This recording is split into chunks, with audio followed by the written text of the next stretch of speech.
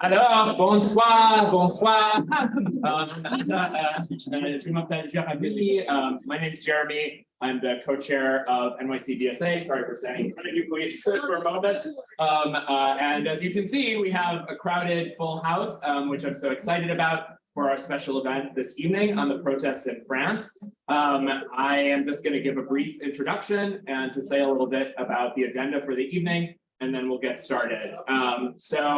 We're really honored and pleased to have a really extraordinary lineup of individuals to speak tonight on what's been emerging in France over the last month, several months, and its place in a broader history of movements, protests, and politics in France, and kind of where it's headed.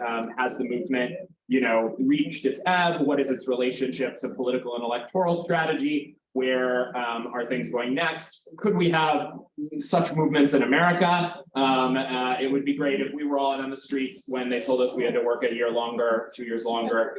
So we have much to learn from our panelists today. So in the order I think they're going to speak, I'll introduce Jonah Birch, who I went to graduate school with, so there's that. But also he's a writer, has a, it's a deep connection. He's a writer, he's a contributing editor at Jacobin. He wrote a dissertation on French politics over the last 20 years or so, and he is currently a teacher. We have next to Jonah, we have Nathalie Oziol, an MP from France, and please forgive if my pronunciation is bad. Okay, good. And Nathalie is a young MP elected in Montpellier. She is a member of the Foreign Affairs Committee, and she works on energy sovereignty. Right now, she's working on a report on energy security in Europe for the Parliament, and she's a member of La France Insoumise, the Mélenchon political formation, as well as NUPES, probably something we'll talk about, which is an electoral coalition of the left on France. Then to her left is not politically necessarily, but just sitting, is Rachel Keke. Rachel is a former chambermaid who led a successful strike against her bosses in order to gain better working conditions.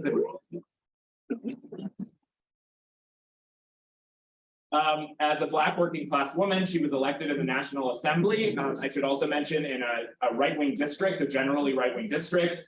She has become a symbol of oppressed people throughout France. And finally, I just wanted to introduce our translator and also aide to Rachel is Louise Rocabert, who may help. Rachel is learning English, in the process of learning English, as we are all in the process of learning French. So she is going to require some translation, is going to be speaking some in French, so we ask your patience as we endeavor a multilingual activity here to speak to politics, protests, unions, and international ties between America and France today. So with that, I'm going to hand it over to Jonah. Thanks. We can leave it on this. So, first let me say I'm honored to be here in this august company. I'm just here really to set the scene and talk a little bit about the background to the current protests, which I think we're all here because they've been so inspiring for all of us. Obviously, also raise a lot of questions, political questions about where this social explosion comes from. The nature of the Macronist political project to liberalize the labor market, to repeal some of the social conquests that French workers have won over the course of decades. Also about the undemocratic nature of the French state and how this law was pushed through. People might know that it was pushed through in a very undemocratic way using this constitutional provision, the 49.3 from the 1958 Constitution, and also about the future of French politics. And there's a real danger. I mean, Macron is incredibly unpopular right now. The latest poll I saw has his approval rating in the mid-20s, I think. It's something like 75% of the French public opposes him. There's going to be a battle, as there has been in recent years in France, between the far left and the far right. And there's a real danger that in the future, even if he loses power, that the main beneficiaries of that will be the right. So these are all things, that I think that we'll want to talk about. The first thing to say about this is that neither the pension reform nor the protests against them come out of nowhere. There's a long history of this, particularly over the last 30 years. The project of trying to roll back the French pension system, increase the retirement age, also cut the people's pensions by changing the formula by which they are calculated, really goes back to the beginning of the 1990s. There was a major reform passed in 1993 under a conservative government. The prime minister's name was Balladur. There was another attempt to push through a public sector pension reform in 1995 under another conservative prime minister, Alain Juppé. That sparked if we could go to the first slide, really one of the, it was a series of protests in December. Oh, no, not this one. There we go. December of 1995, a major public sector strike that shut down the transportation system in Paris and in much of France. Over the course of a month, millions of people participated in protests against that reform, which forced the government to withdraw some of the key elements of their project in 1995. And this really became a kind of a lodestar, a symbol that people look to for a lot of the protests, the major social explosions, the street protests, and the strike movements that have happened over the course of the last 30 years. Just to say, and this is something to keep in mind going forward, we have this image in the United States as France of the land of strikes, of protests, and that is certainly true. There is a long tradition of large-scale street protests, disruptive strike movements, and that's continued over the last 30 years. But also, part of the thing that was so inspiring about this is that after the 1970s, France too saw a period of decline for labor, of declining unionization rates. There's a slightly different trade union system in France that exists here. But the unions lost a lot of their membership, a lot of their power. Strike rates have really declined, particularly in the private sector. And so this sort of, even in that context, the fact that the unions were still able to lead this kind of movement became really inspiring for people. And I would say since then, the pension system has been something of a third rail in French politics. That's an expression that means it's something that political leaders who want to deregulate the French labor market, to change French politics at the expense of workers and the interest of big business, they've tried and they've struggled to overcome resistance to pension reform. In particular, in the 2000s, there were two major pension reforms. One in 2003, and then again in 2010, under the presidency of a guy you guys might have heard of, Nicolas Sarkozy, and that sparked, again, massive protests throughout 2010, particularly in the fall of 2010. There was a huge protest movement, probably most famous for some of the strikes that shut down the oil refineries in France, led by some of the chemical workers, a key section of the French labor movement. And even into the 2010s, before COVID, Macron had wanted to continue with this project of pension reform, of rolling back the pension system, of increasing the, go on to the next slide. This is, oh, nope, that is a terrible picture, but it's fine. This is a picture of 2010. This is, you see all the major unions in France are all in this banner. It's an inter-union alliance, something that has been, insofar as French labor has been able to construct and maintain those alliances, those have been very powerful blockages to neoliberal reform efforts in France, and it's a real difficulty in French politics and in the French labor movement. So the unions play a very important role in political fights around not just the pension system, but all aspects of employment regulation, in defense of the French social model in general. Over the last few decades, the strategy of neoliberal reformers before Macron was really to try and split the unions into two. And there are really two big wings of the French labor movement. And this is important context.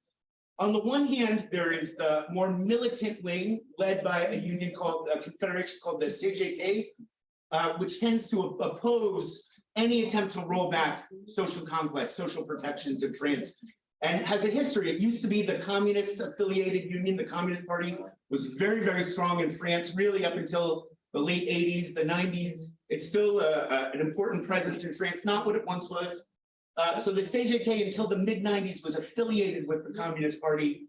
And even after it severed that tie, and particularly over the last couple of decades, it's played a very important role in trying to resist attempts to deconstruct labor protections in France. And then on the other hand, there is a more moderate reformist wing of the labor movement led by a union called the CFDT. It was originally a split from the Catholic Union Federation, but in the 70s, it developed this kind of left-wing, more socialist party orientation. But in recent years, it's become more willing to negotiate with the government over the terms of reforms of liberalizing labor market reforms. So in the past, I would say that governments have tried to split the labor movement in two by negotiating with the more reformist wing led by the CFDT. For whatever reason, and maybe you guys can explain this, Macron, in this case, he just tried to bulldoze over the labor movement. There was really no attempt at social dialogue, almost at all, and as a result, all of the unions have been united in protesting against this reform, and really, I mean, the whole country has been opposed to this reform. If we could go to the next slide, I'm not going to get too much into the history of pensions in France. We can talk about this system. It's a complicated system that was set up in particular after World War II, where there was pensions for private sector workers and then a different pension system for public sector workers. There is a kind of basic pension that everyone gets, and then a lot of people, almost everyone who works gets what's called a complementary or supplementary pension through their employers. If you see here, in the 1970s, the average retirement age, what this is showing is the average age of retirement for French workers. It began to go way, way, way, way down. And without getting too much into the details of that, there are two reasons for that that are worth keeping in mind. One was the militancy of the left in the labor movement after the mass protests of May 1968. So into the 1970s, there was a real impulse towards more militancy in the French labor movement.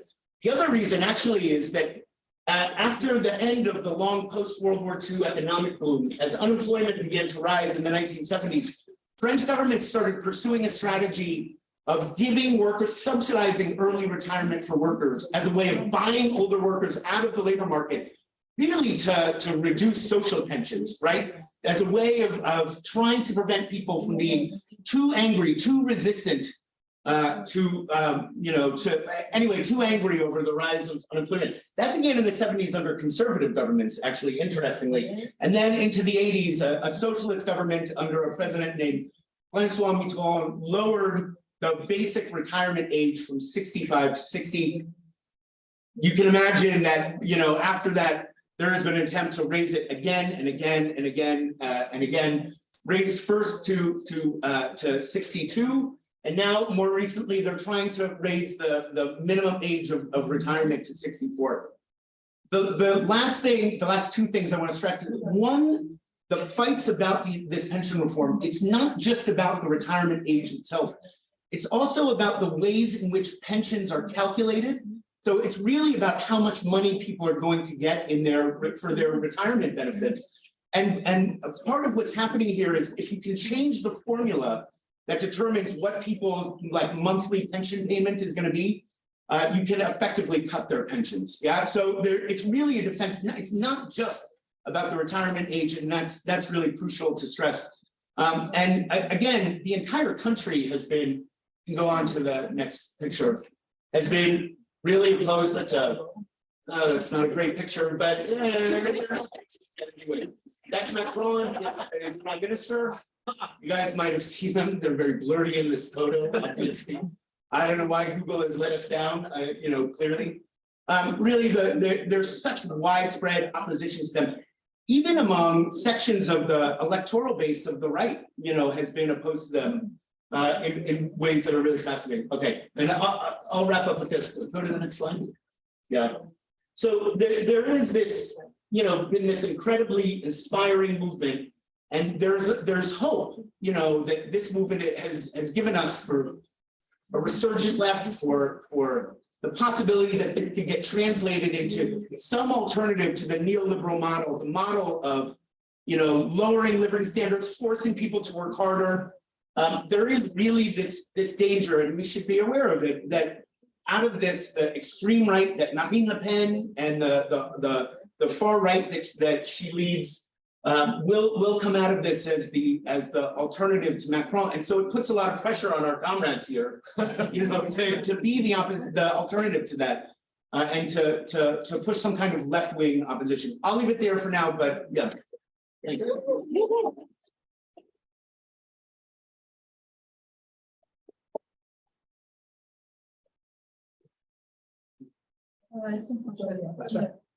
Yeah, merci, bonsoir tout le monde. Hello everybody, and sorry for my English. Je suis très contente d'être parmi vous et de discuter un peu les problèmes qui se passent en France en ce moment. I'm very happy to be with you tonight and to exchange with you about the reform and the protests going actually in France. J'espère que après ce meeting, et quand nous allons partir, vous allez prendre tout ce que nous allons vous apporter et puis faire les actes que nous faisons en France ici aux États-Unis. I hope this meeting will help you to fight here and that you can take something and use it in your activist life. Bon, je me présente, mon camarade l'a déjà dit. Mes collègues et moi, nous avons donné So my comrade already introduced me, but so I fought during 22 months and we won in the place where I was working. Déjà, je suis né en Côte d'Ivoire.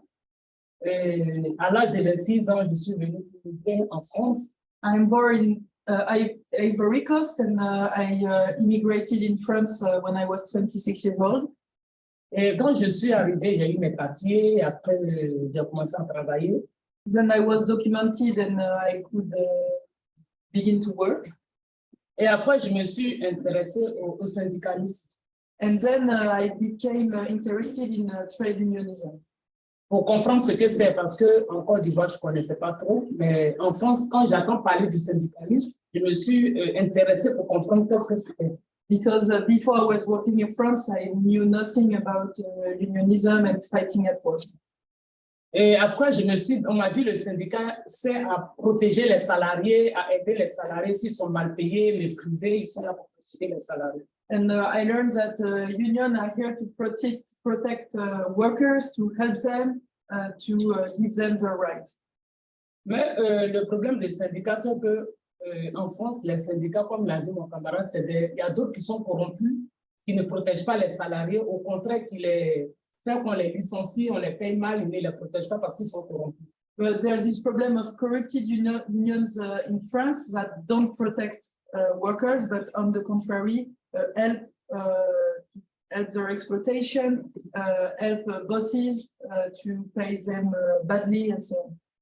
Dans le syndicat qu'on avait, qui était corrompu, la société nous méprisait, maltraitait, et jusqu'à ce qu'une ancienne collègue Ibis les bâtiments était violée par l'ancien directeur de l'hôtel Ibis les bâtiments. So before I was with a corrupted union that did nothing to help us, and it came to the point where one of my colleagues was raped by the director of the hotel I was working with. Donc, le travail des femmes de chambre, c'est les femmes racisées qui le font. So the work of chambermaid is done by women of color.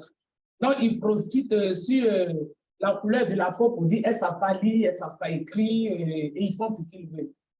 They profit from our background and they say they cannot read, they cannot understand, so they exploit us to the maximum. Mais la société faisait ça parce qu'il n'y avait pas de bons syndicats. But the company exploited us because we didn't have any good union backing us. Mais comme je dis, heureusement, il y a aussi des bons syndicats. But fortunately, there are good unions. Donc, on est tombé sur un bon syndicat qui nous a soutenus jusqu'à ce qu'on se mette en grève. So we found a very good trade union, the HPE, meaning hotel of prestigious and economical, meaning luxurious hotel and luxury hotel and normal hotels, and they help us. Donc voilà, donc on s'est mis en grève parce qu'on était mal payés, et maltraités, et il y avait beaucoup de choses quoi. Donc il fallait qu'on se mette en grève pour dire stop. So we decided to go on strike to say stop because we were really mistreated and so we entered in the fight for our dignity. Donc on a gagné, on a fait 22 mois face au groupe Accord. We won after a 22-month strike in face of the group Accord, which is the biggest hotel group in Europe and I think the 6th in the world. Donc, il y a des syndicats, le syndicat corrompu qui voulait casser la grève, qui appelait les maris des femmes pour ne pas venir sur le piquet des grèves. The corrupted trade unions did everything they could to break the strike. They called the husband, the women we were on strike, saying they're dancing in front of the picket lines. What do you do? Stop them. And so 14 of them had to stop the strike because of that. Donc, on a commencé la grève 34 et on a fini à 2 femmes. We were 34 at the beginning and at the end we were 20 because of the role played by the group. Mais qu'ils sachent que la grève n'est pas facile. La grève n'est pas facile, c'est très difficile. Okay, I want to tell you that going on strike is not easy, it's very, very difficult. Parce que pendant les 22 mois, on n'avait plus de vie pour nos enfants. On était tout le temps sur les piquets des grèves, on faisait des actions partout. During the 22 months, we didn't have any life at all. We were always on the picket lines. We couldn't take care of our children. It was very difficult. Pourquoi on a fait la grève? Parce que on voulait notre dignité. En fait. We went on strike because we would like our dignity. Non, mais je parle comme ça. Okay. Ok, d'accord. Donc, voilà. Donc, juste quand on gagne face au groupe, on a eu toute notre revendication. And then we won all what we were demanding. On a tout gagné. Et puis après, je me suis, j'ai fait la campagne de Jean-Luc Mélenchon. Et puis après, on m'a pris pour me proposer d'être candidat législatif. So we won, and then I entered into la France Insoumise. I don't know if we say it like that, but okay. And I became a candidate for legislative elections, and I won. Donc j'ai été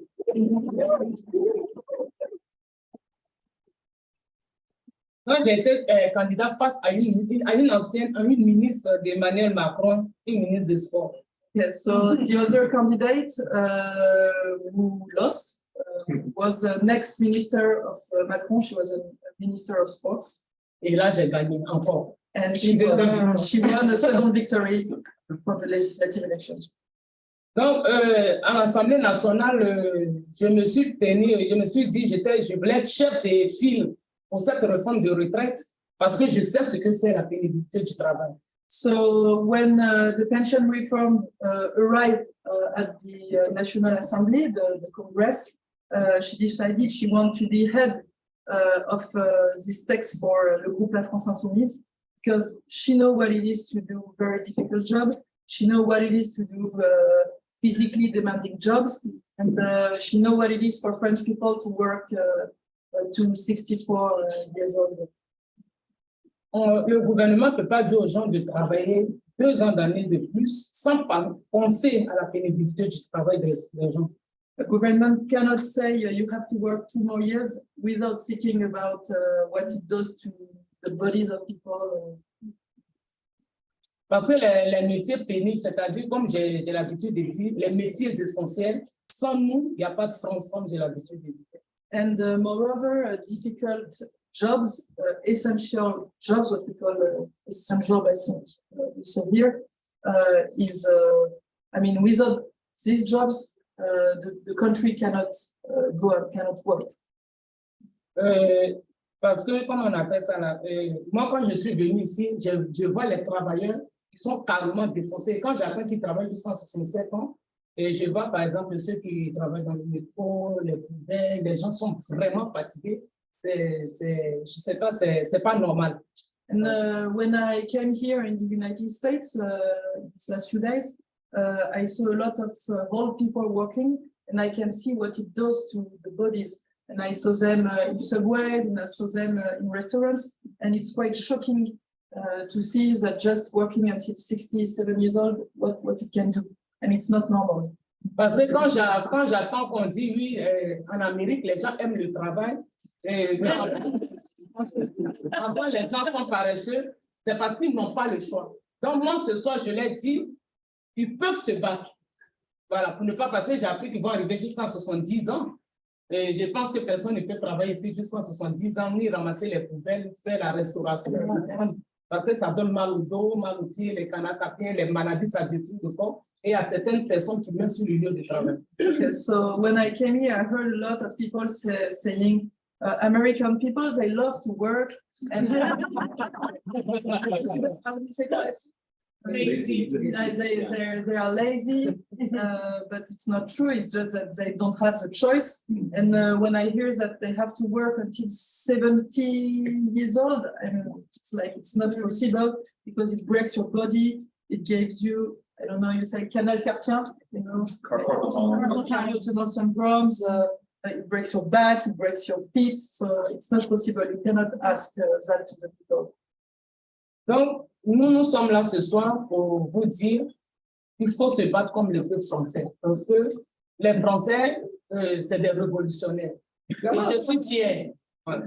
And we're here tonight to tell you, you have to fight because that's what we have to do. We have to fight because us French people, we're kind of revolutionaries and we want to transmit that to you.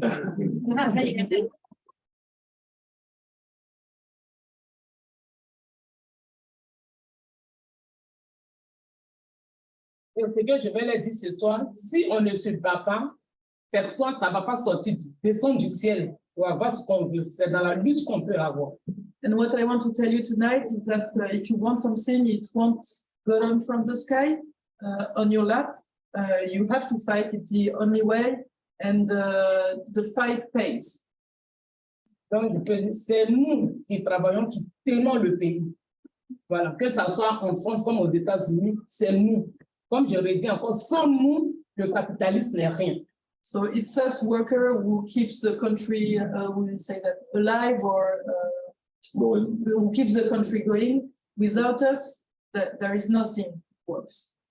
Donc, il faut se battre et on doit travailler ensemble pour se battre. Quand en France, on fait la révolution, on se lève, aux États-Unis aussi, on doit se lever pour qu'on soit ensemble. So we have to fight and we have to fight together. When French people stand up and fight, the American people have to stand up and fight too. Yeah. Yes.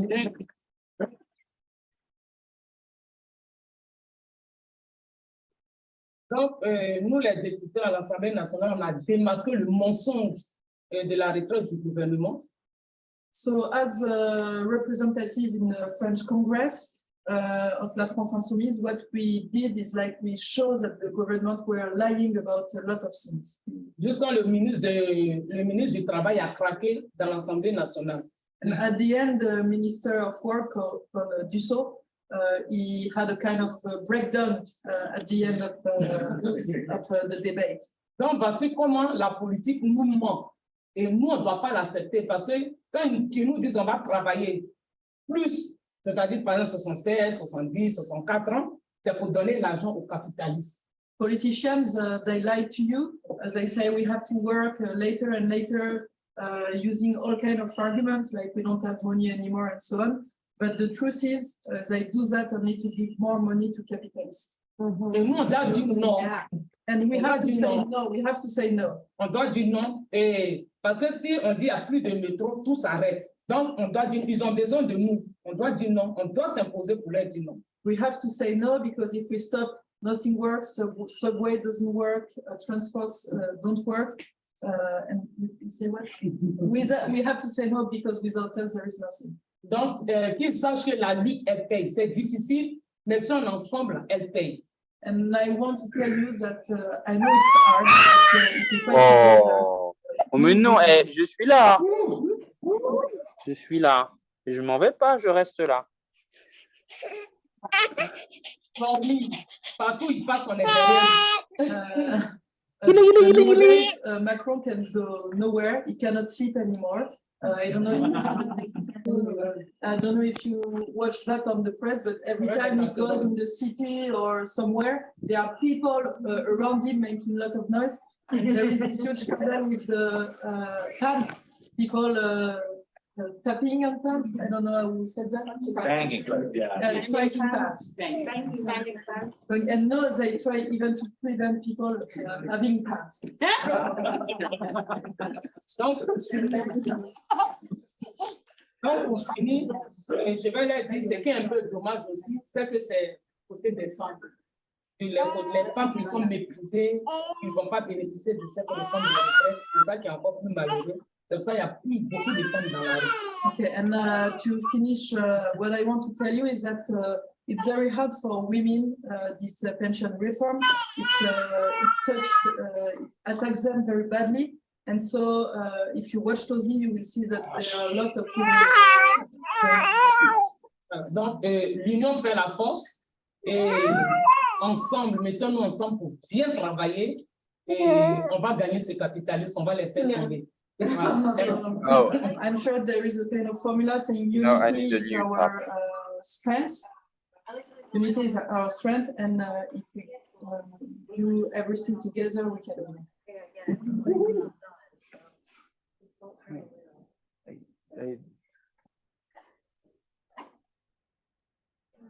My turn. If there are no more slides, would you mind putting back the bigger slide? The lights, yeah. Like, okay, I get it, and you can tell me that, but like, if you like yell at me from downstairs and I think something is wrong, I'm gonna come down and like, not needed. And... Thank you, DSA, for organizing this moment. I would like to thank Jeremy and Jonah for your introductions, and thank my assistant, Panelists as well. And I'm very happy to be here with Rachel and talk a little bit about what's happening in France at the moment, about the strategic we are implementing, and how we believe, well, I would like to show how we believe organization is should be done by action, whether we talk about the protests in the streets or what we are doing at the political level. Before talking about the functions, which Michelle already did a little bit, maybe a little bit of context.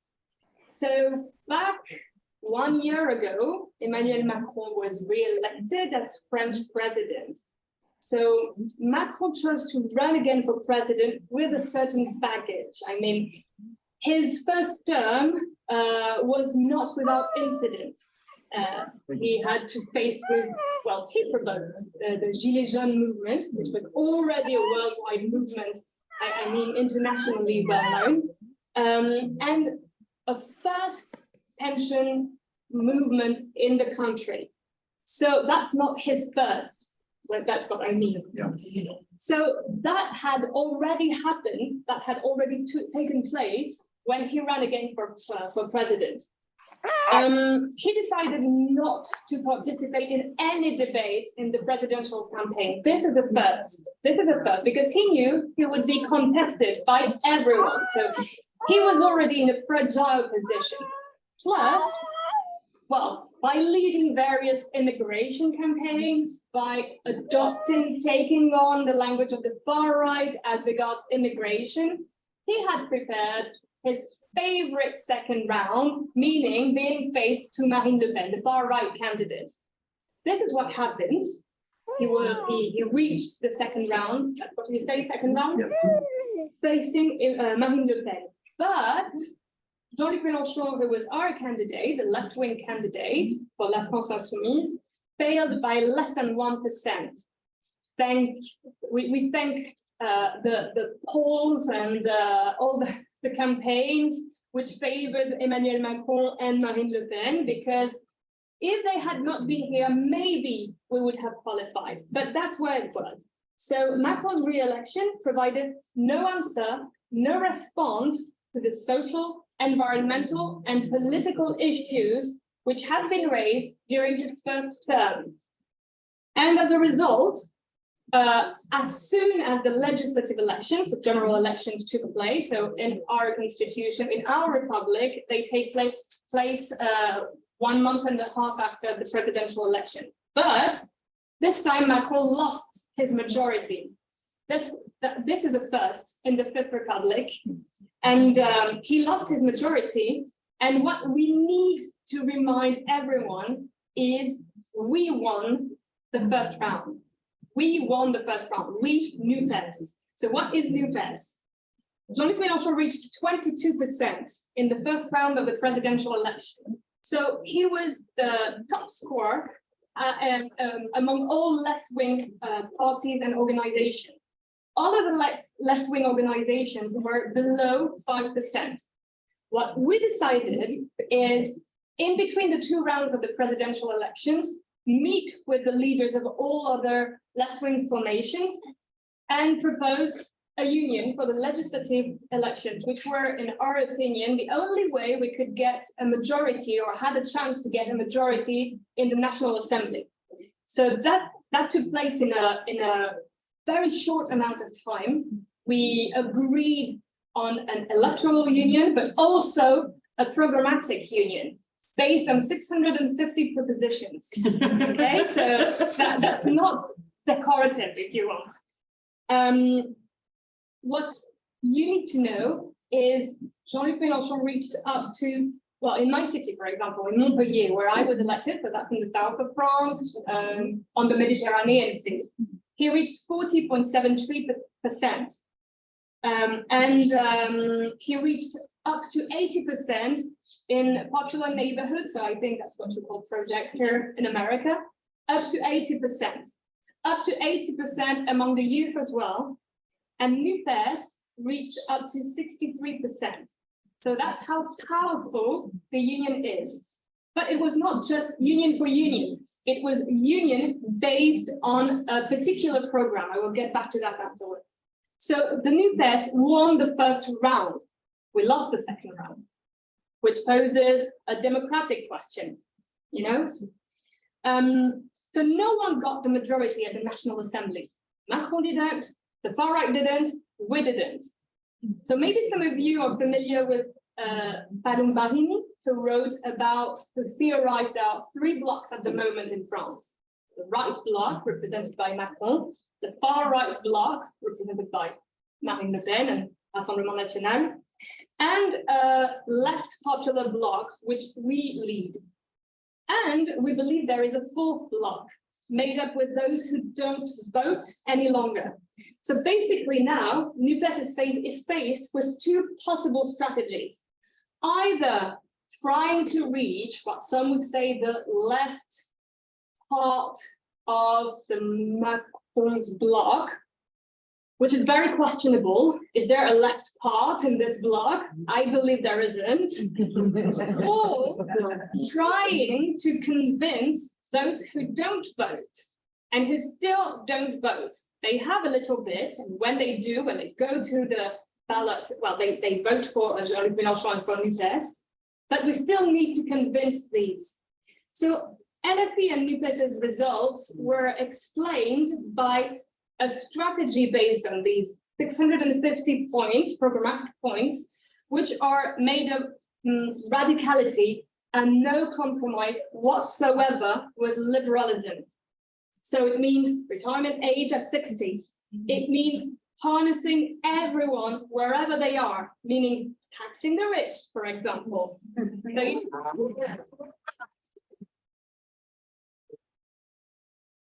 One of the first measures Emmanuel Macron implemented was suppressing the contributions of high fortunes, for instance. At the same time, or in a very close to that, he lowered students' aids by €5. So this is a very typical example to show how he implements liberalism in France. So our vision is the richer you are, the more you contribute. So that means putting that contribution of high fortunes, for example, solidarity is not just one way. This is called social justice, and I know that you campaign for this as well. I know you have these tax the rich campaigns. We follow that from across the Atlantic as well. So here Macron comes with his pension reform in January. So basically, this consists in raising the retirement age up to 64. It was 62 before that. And as I said, we defend 60. But if you want a full pension, you are allowed to work until 67. So basically, people already work until 67 sometimes. So what they did, they being the government, led by Emmanuel Macron, is first put a limitation on the length of debates at the National Assembly.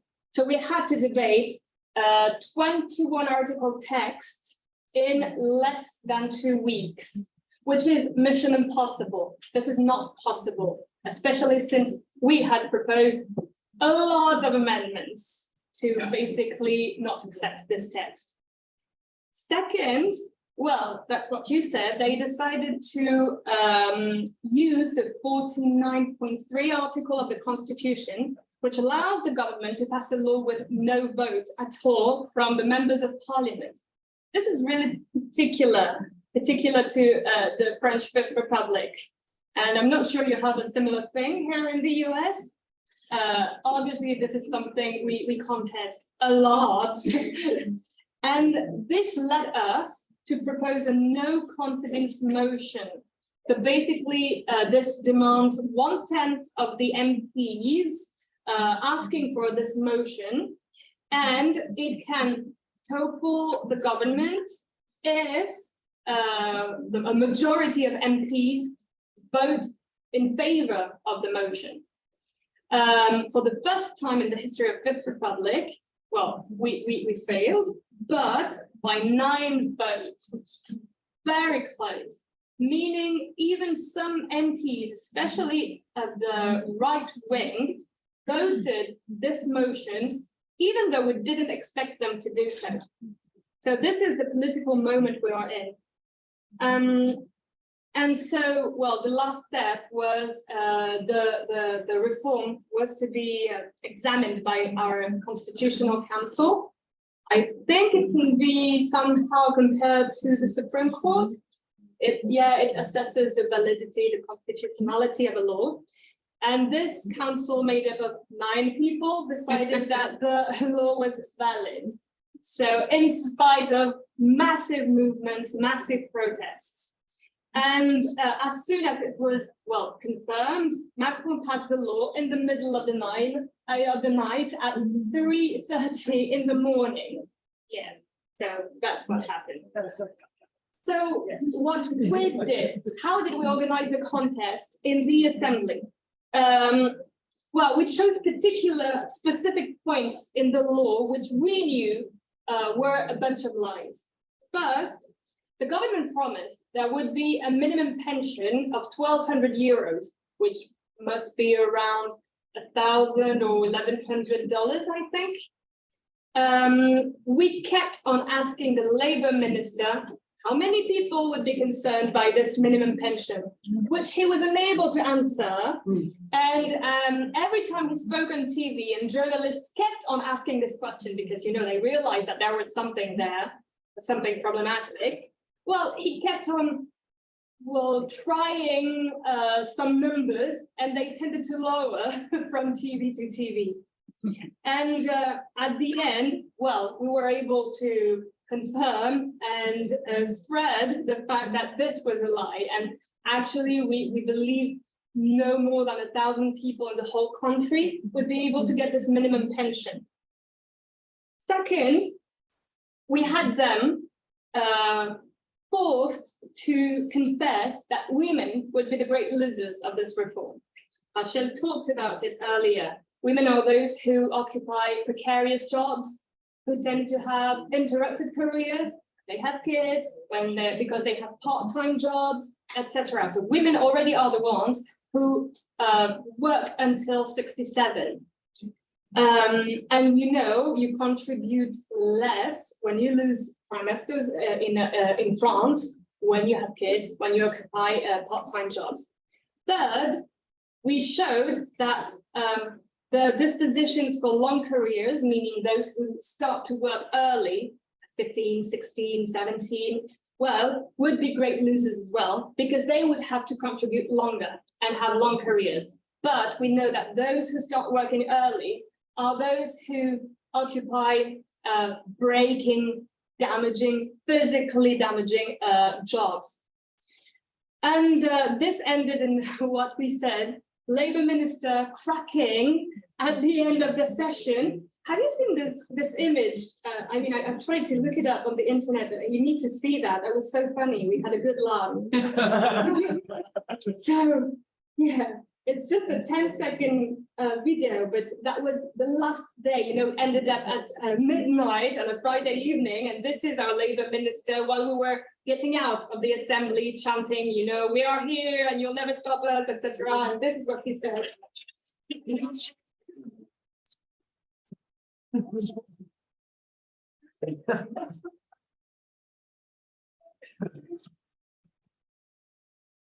Basically, it's saying, you insulted me, but you leave. He said completely with other reforms. So yeah, and all red-faced, you know. So we had a good laugh.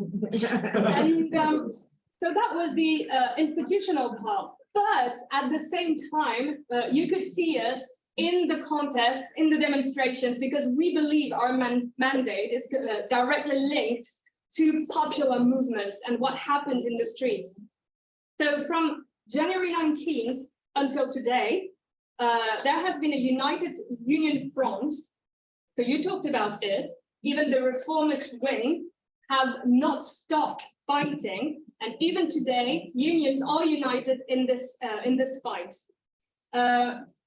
Our supposition, I mean, it may be the right one, is that Macron has shown himself too brutal, having no concession at all, giving nothing at all, not moving from an inch in his position. I mean, he's in a sort of ego trip at the moment. Mm-hmm.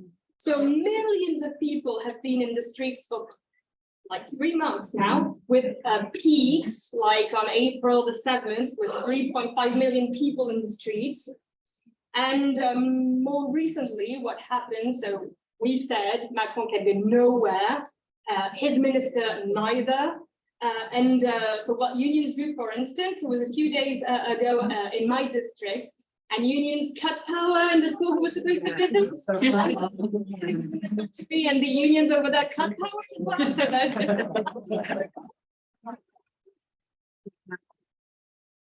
So, you know, this is sort of a strange, a weird image of a so-called political leader who can go nowhere without facing contests. People bring their pans now to bang them and their whistles so that they symbolically cover up his voice now, you know? And that's what we call a pre-revolutionary moment. We believe this is a pre-revolutionary moment. Our theory is that we should lead the citizens' revolution. That's part of our theory. And you have seen some pictures of previous pension reforms movements. Well, now in 2023, we have movements with greater proportions than even 1995, which is a landmark date, you know, in our history. And we have a completely paralyzed executive. So basically, here we are in at the crossroads. And well, what we believe is our role now is to deliver a message of hope in speech and in acts. In speech, well, first maybe I should tell that we, la France Insoumise, NUPES, receive harsh, insulting criticism for being outrageous. That's how they call us, outrageous. But yeah, that's because we are outraged, actually, at what's happening. People die because of work reforms. That's what we have been telling them. People die. I mean, even with the 62-year-old disposition, we have said that a quarter of the poorest workers are already dead by 62. So it will be even worse if you raise it to 64 or 67, why not 80, 90 or 100 years old. And we believe the sense of history, and more particularly progressive history, has always been to lower working time, to allow free time. That's what the left did by, when they allowed the 5-week vacations in France, for instance, by lowering working time to 35 hours per week. We defend 32 hours per week now. And that's the sense of history. And the liberals are anti-progressive, anti-social, and they believe, well, people are just merchandise like others. And so what we have seen in the various demonstrations is how the pension contest is linked to other issues. For instance, in demonstrations, you have panels with demands for a renewed public service, because, you know, they attacked the public service for decades now. So people are now, by asking for improved working conditions, it embraces everything, basically. Public service, industrial sovereignty, more spending power, everything which has been attacked basically by neoliberal reforms. Because yes, we must tell that Emmanuel Macron is very much inspired by neoliberal American governments, for instance. He would love it to be the American way or the British way, which are our closest neighbors, and they have similar. So he would love it to be this way. He comes from finance, he was a banker, so that's, he's not a political man, basically. And so he believes France can be managed like a company. But yeah, we have a history with revolutions and stuff like that. I think he's coming to terms with that, but not enough. So we believe in organization by action. Macron has paralyzed the country in chaos. And we, la France Insoumise, the NUPES, are in constant movement by leading contests, by supporting the unions, by being everywhere in the streets. What is quite new is, we elected MPs can be recognized because we have sashes, the blue, white, red sash, which we have in our bags, by the way. And people recognize us and thank us for what we have done in the assembly and for being there in the streets with them, and that's quite new. So what we try to do is reconcile people with politics, because they, the liberals, have damaged the link between politics and the social sphere. And we try to reconcile and repair this, because this is so important for a healthy democratic country. And so I will end up with this.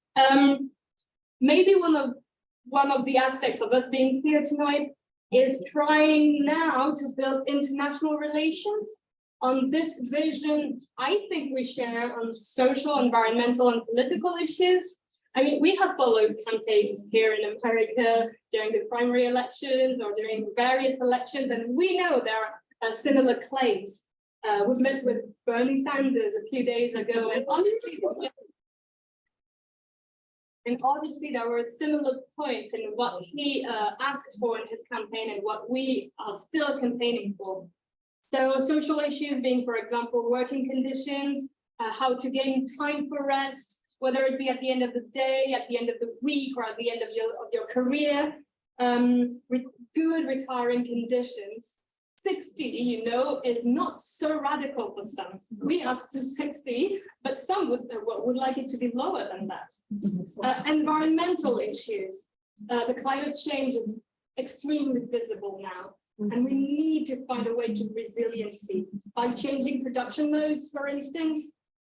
So you introduced me as being here also for energy auditioning, and how do we stop with fossil-based, fuel-based energy? How do we find a way to renewable energy? At the moment, Europe and the USA are having new contracts based on LNG, which means new environmental damage. Well, there are other ways. And we met with lobbies who fight for and advocate new forms of energy back in France, we do too. So what's the way towards that? And also institutional issues. I've described some of the worst dispositions that are enabled by the Fifth Republic, such as the 49.3. There is an urge for renewed democracy. We defend the passage to the Sixth Republic, which would mean rewriting the Constitution, the French Constitution. And we have a few ideas about how to do that. Having a constituent assembly. That's what some South American countries have done already. Well, I know how South and North America are. Well, the relationships have not always been stable. We can find inspiring things everywhere. Let's put it this way, in a diplomatic way. And so, yeah, we believe in having the people getting involved. You know, I told you how we are trying to reach people who don't vote any longer. Well, having them involved, committed into rewriting a constitution would be a starting point, for example. And so my conclusion would be about the fact that, yeah, fights for dignity, which is what is happening right now in France. It's beyond the pension reform. It is a fight for dignity, the survival and for dignity as a human being. These fights are not French, they are international. And maybe this could be the starting point for transatlantic relations. At least that's what we have been looking for here. So, yeah.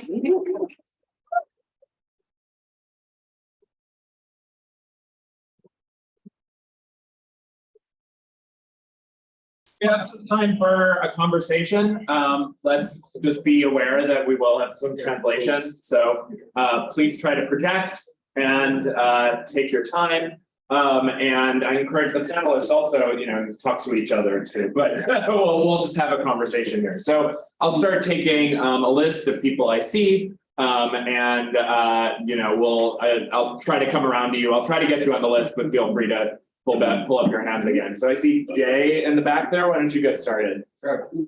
Maybe take like two at a time, and then we'll throw up here, and you guys can talk to each other. We're talking. Jay, go ahead. Cool. I wrote mine down. Hi, good evening. Thank you so much for coming. My name is Jay. I'm a member of the DSA. And so my question is, so it would seem as though Macron is intentionally trying to push the Overton window to the far right. And you'll forgive me because I can see that this might be a little constructive because it's speculative. But I can't believe that, you know, he would be that he would be so incompetent as to not be doing this intentionally. And so I'm wondering on your part, what steps or discussions are you taking to sort of frame the discussion around recapturing the French imagination politically in the event that he should lose power, which seems inevitable. And I'm also curious as to what sort of practices you guys employ in terms of keeping momentum alive when striking and organizing. Thank you. And then I saw a question up front. Yeah. Just 1 minute.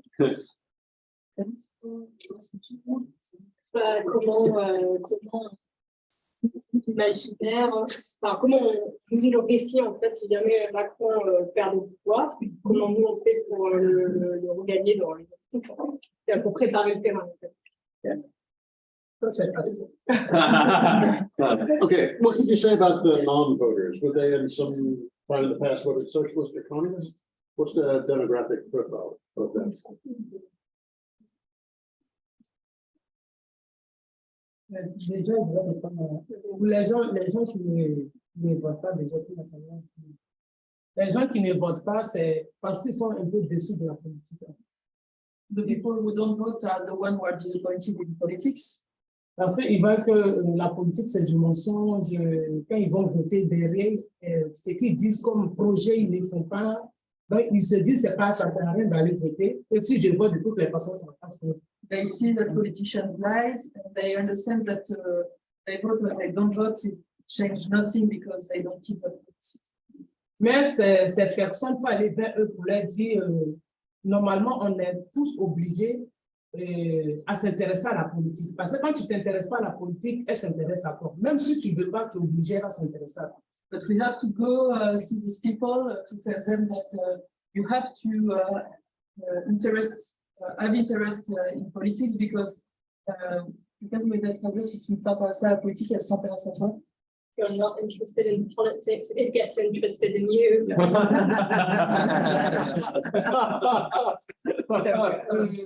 Comme je dis aussi, les gens qui ne votent pas, moi je l'ai dit souvent, ils ont raison, mais ce n'est pas à cause de ça qu'on ne va pas voter. On va tout laisser parce qu'aujourd'hui, Jean-Luc Mélenchon, il avait un bon programme dans les campagnes présidentielles. Il proposait quelque chose de bien pour le peuple. Mais les gens ne sont pas allés voter aujourd'hui, la réforme des retraites. Même ceux qui n'ont pas voté se tombent sur le dos. Okay, so I go, when I go see people who don't vote, I told them what I told you. And that if they don't vote, we have someone like Macron, and we have something like the pension reform. So just for that, we have, and by the way, we have Jean-Luc Mélenchon, who has another program that is good for them. So we try to go and catch them into this speech to encourage them to vote. Les gens qui votent pas, surtout les jeunes. Okay, a lot of Les jeunes sont beaucoup qui ne votent pas, parce que les personnes âgées young people and older people, they vote. Beaucoup de jeunes ne votent pas. Parce qu'ils ne s'intéressent pas carrément à la politique, ils font leur jeu, ils vont aller faire du rap, ils vont danser, ils ne s'intéressent pas vraiment à la politique. Okay, a lot of young people doesn't vote, they just go do music, play games. La même chose ici. Yes, we had to get their interest back. Donc, souvent, même les parents font parler avec leurs enfants pour leur dire, mais les deux vont aller voter, ils préfèrent dormir, ils ne s'intéressent pas. Very often, where parents try to interest their kids to politics, but they prefer to sleep. They don't stand up. Mais aujourd'hui, dans la nuit presse avec le Boyard, qui a 21 ans, qui a été élu, aujourd'hui, toute la jeunesse de la France se représente à lui. Donc, ils sont tous mobilisés, ils sont maintenant intéressés de la politique. But we have seen a change in France this last few months, and especially because we have a new deputy called MP called Louis Boyard. He has 21 years old. He's with la France Insoumise, and he did a lot of propaganda works with the youth. And now there is this huge movement in universities too, and young became interested in politics again. Donc, je pense qu'il faut mettre la jeunesse devant. Il faut leur donner des droits pour travailler, pour pouvoir sensibiliser ceux qui ne votent pas. Comme ça, on va les secouer comme des cocotiers, ils vont bouger un peu. We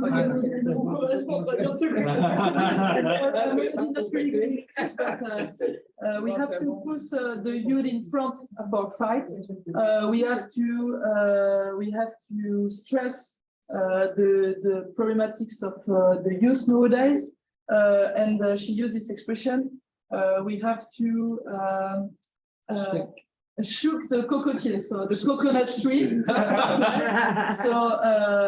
So we have to shook the youth like the coconut tree, so they will continue the political fight. It's a French expression. That's all I remember. We have the same. Okay, well, great. I didn't know that one. So yeah, to complete that, to have, well, the sociology we grasp is that mostly the youngest fail to vote, and the popular working, it's even working classes. I think that's what you call projects. The work for unemployed immigrant people tend to live. But when they do vote, it's true that they vote for us.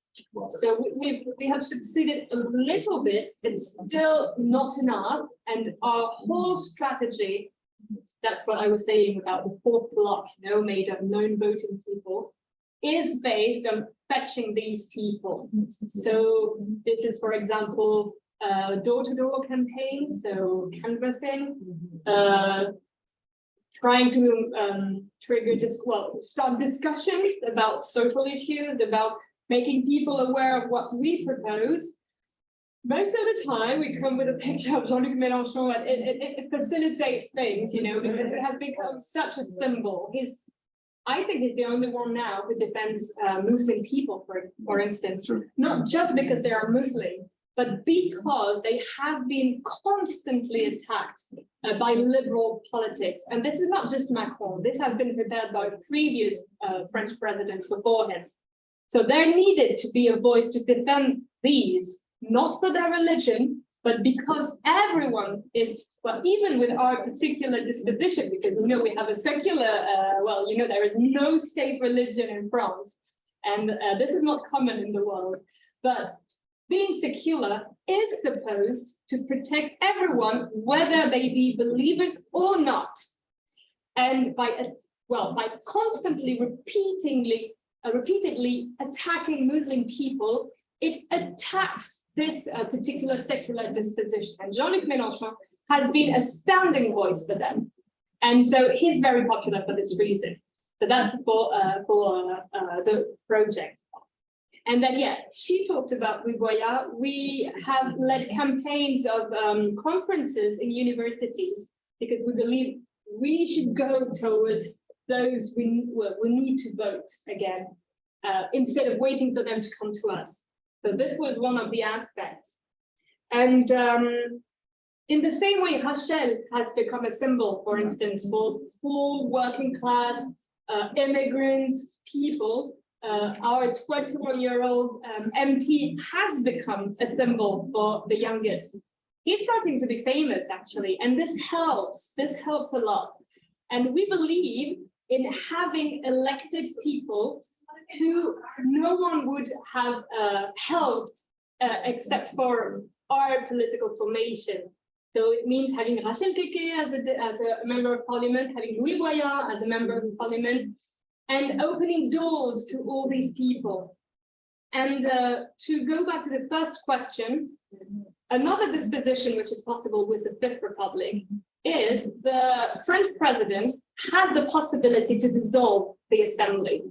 And we keep on pushing for that because we believe that he is in a very difficult position and we are not.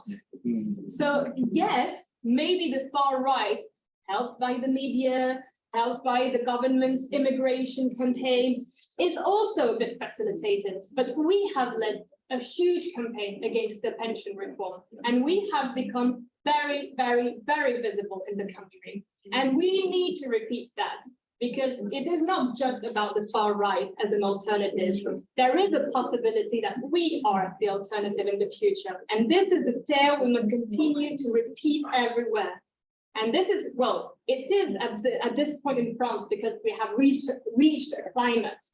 But what we see is that in what is usually called Western democracies, which is a questionable concept, but let's call it in Western democracy, all political regimes are questioned on the same basis because liberalism has damaged everything, every society. What is happening in France is a threat for every other Western democracy. So we are pushing for dissolution. That's what we are doing.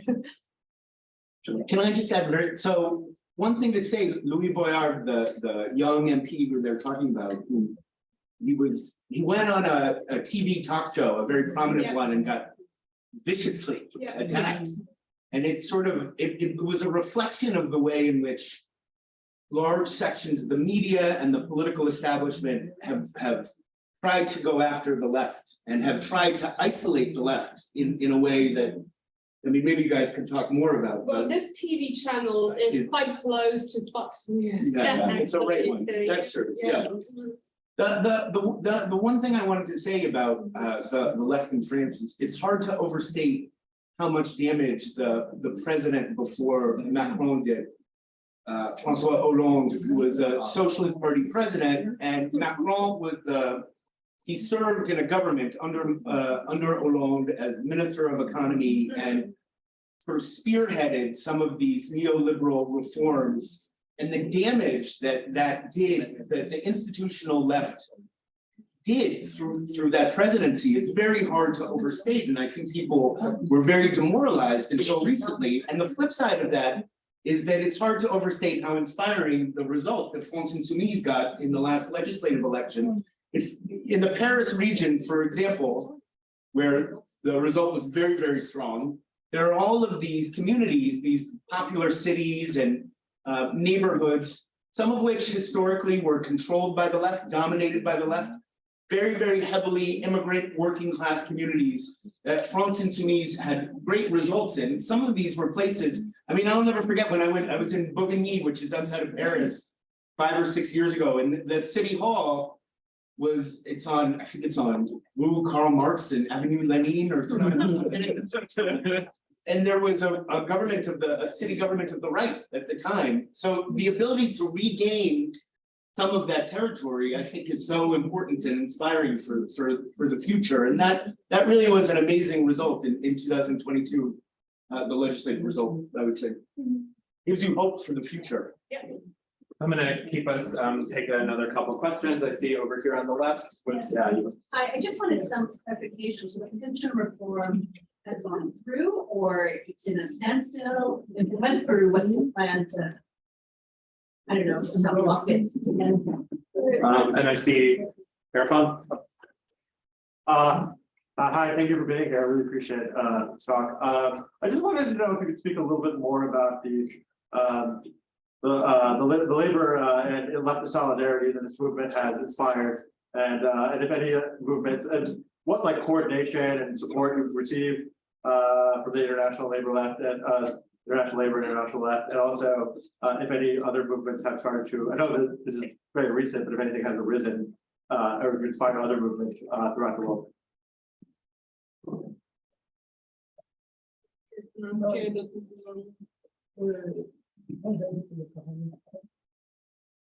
Nous, on savait que Emmanuel Macron allait passer des forces.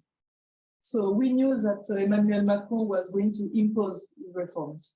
Parce que, comme nous sommes arrivés, avant d'arriver à l'Assemblée nationale, la veille, les journalistes disaient déjà qu'Elisabeth Borne allait venir à l'Assemblée pour prendre le 49.3 pour passer des forces. Because the day before it happened, journalists everywhere were already saying that he was going to use that Elizabeth Borne that you sorry? Yeah, that you saw on the pictures was going to impose the reform with the 49.3. Donc, quand nous sommes arrivés dans l'hémicycle, on a écrit sur des papiers blancs, comme des placards, on avait mis des mots, démocratie, chacun avait écrit sur des placards. So when we arrived in the what we call the l'hémicycle, the place where the representative sits, we wrote on papers as pancards slogans about democracy and the pension reform. Donc, on attendait Elisabeth, donc qu'elle est rentrée, parce que quand elle rentre à l'hémicycle, c'est que ça peut utiliser le 49.3. So we were waiting Elizabeth Borne because we knew that where she would enter the hemicycle, it was she was going to use the 40.49. Donc, quand on l'a vu à l'hémicycle, on a pris nos pancartes, on a mis montré à l'émission, on a commencé à chanter la Marseillaise. Pour ne pas qu'on l'entende parler.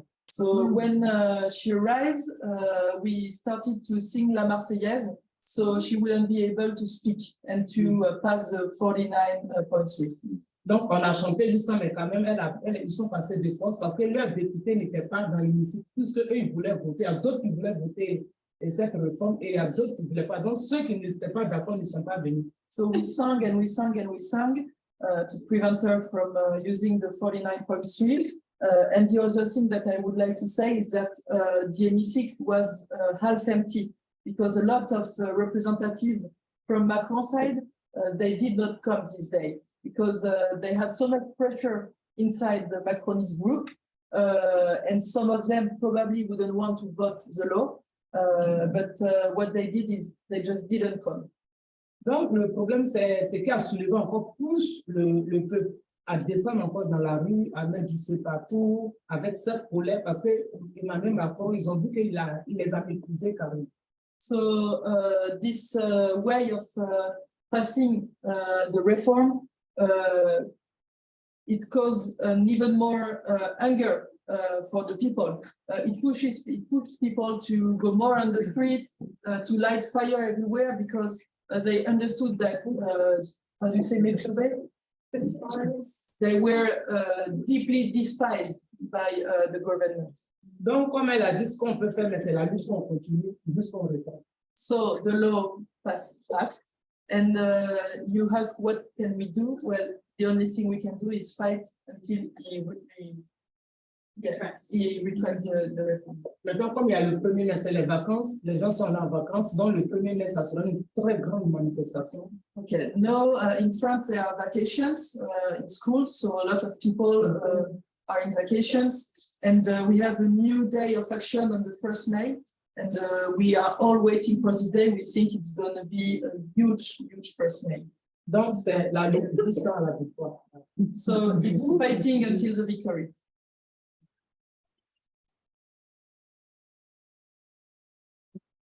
And yes, she was saying that there is still a possibility through contest because we have seen previous former governments retract, even though the law had been passed.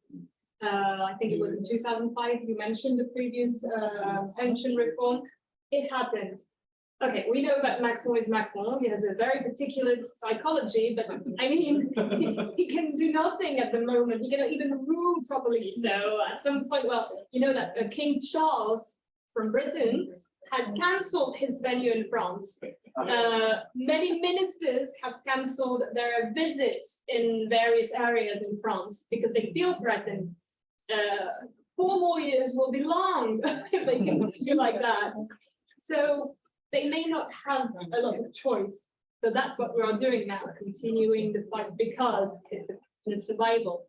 What she was describing, so you saw us, we were really proud because we have seen this picture of us in the assembly, like brandishing our papers, you know, with democracy, no pension at 64, and we've seen ourselves in all front papers around the world, and we were really proud. We were punished for that. You know what? The established president sent us blame letters. So we put them on the walls. It's a kind of tribute for us. So if I understood, you were asking if we inspired other movements in the world. Was that the question? Yeah. Or if they inspired, or if they led solidarity to you. Well, here, for and well, it's true that it's quite unique in Europe what we are doing because many other countries have fallen into the hands of the far right. Hungary, Austria, Poland, Italy, Sweden are now ruled by far right governments. It could be a possibility in France as well, because we know that the liberals' last card to play is this one, the fascist card. You know, there is an expression which says it's better to have Hitler and the Popular Front. Do you say Popular Front? The Populaire? Yeah. So, well, we are at this moment. And we are a huge resisting force and a unique case in Europe. And we measure how important it is for us to remain this unique case because we urgently need to find echoes elsewhere in the world, maybe here in the US. No? Okay, I'm gonna take one question from back here, and then I'm gonna use chair privilege for myself, and then we'll keep doing rounds. We have time. So all the way in the back, Karthik. Yeah, so I think we talked a lot. Like, I really appreciate everything you've shared, but as you know, like the organizing conditions are really different here, and we're really steeped in our small baby left. And I'd love to hear from like an outsider's perspective, what your engagement with the American left, with our organization, and like your perspective on like the challenges we'll face that might look different than yours, and the things that you think are in our favor based on living in programs and seeing kind of differences between our situations and our movements.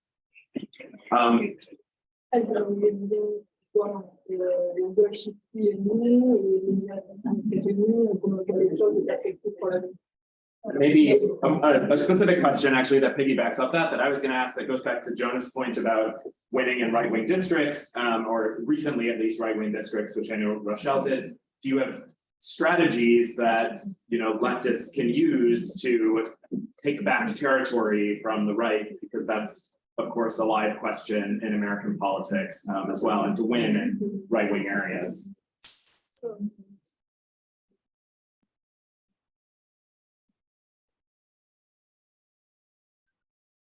Moi, je pense que moi, dans Mexico, où j'ai gagné les élections, c'était une ville de droite.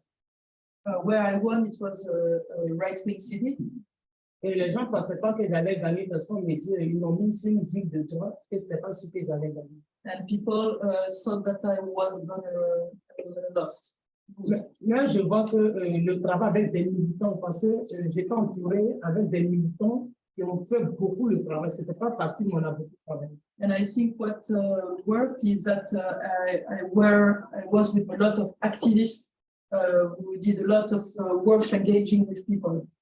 Parce que déjà, pour convaincre une ville de droite, il faut déjà aimer ce que tu fais.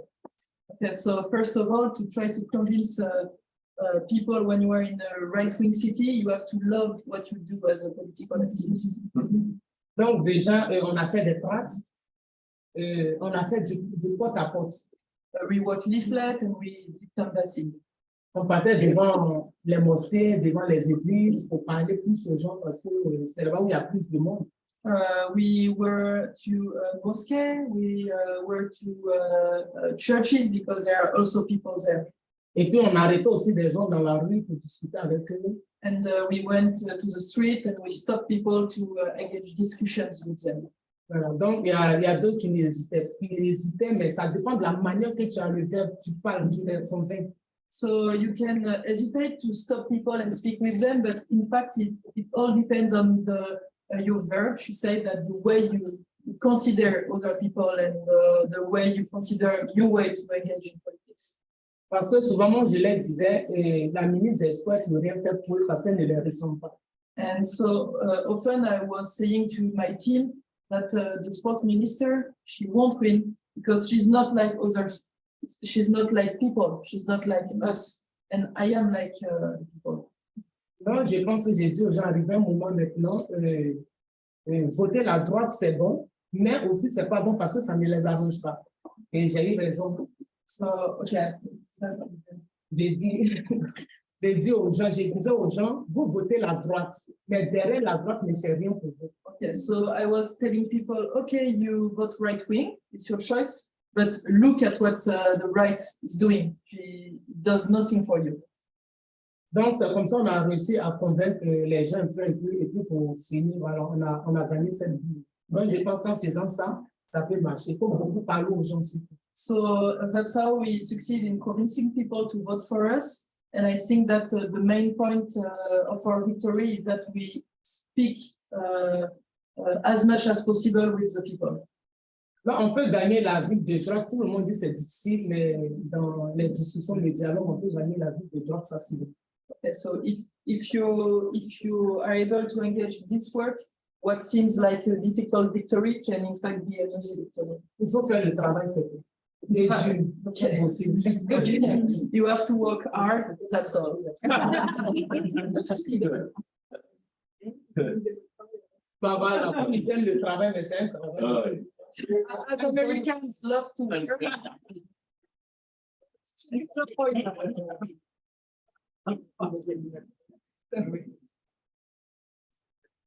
Not much to add.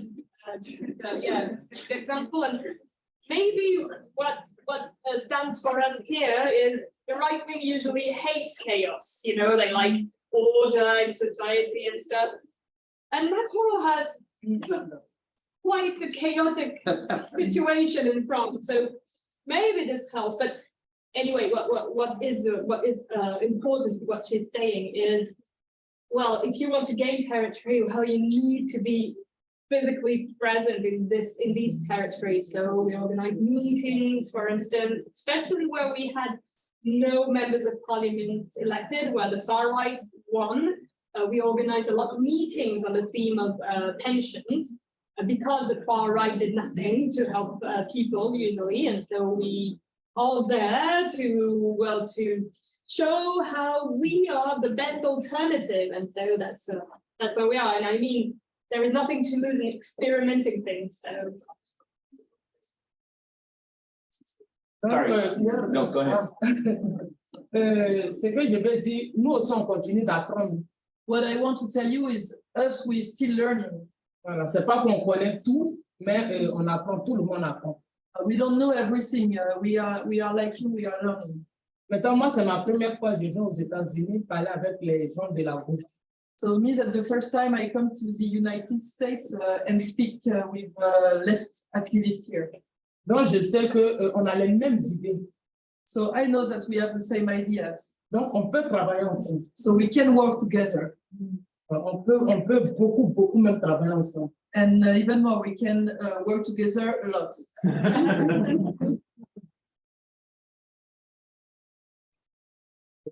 Après demain, c'est ça que je dis, j'espère qu'on va partir après demain.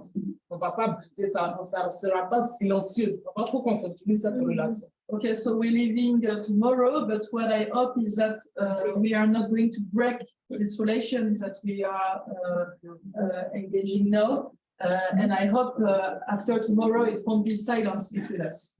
Quand on a le contact, quand on distribue les tracts, moi j'appelle ici pour les gens distribuer les tracts, il faut qu'ils partent faire des tracts. Si on fait du porte-à-porte, il faut qu'ils aillent faire du porte-à-porte. So now we are in contact.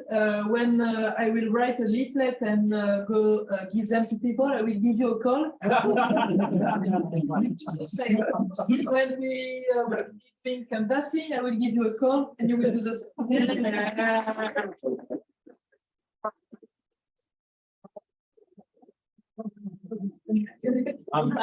Just on the first question about conditions also. And then I have a request. Oh, yes. Yes. Yes. Yeah, Oh, just, I didn't know if there was a response to that first question about conditions in America being different, if you have any thoughts about. Oh. Can I add something to that question? Sure.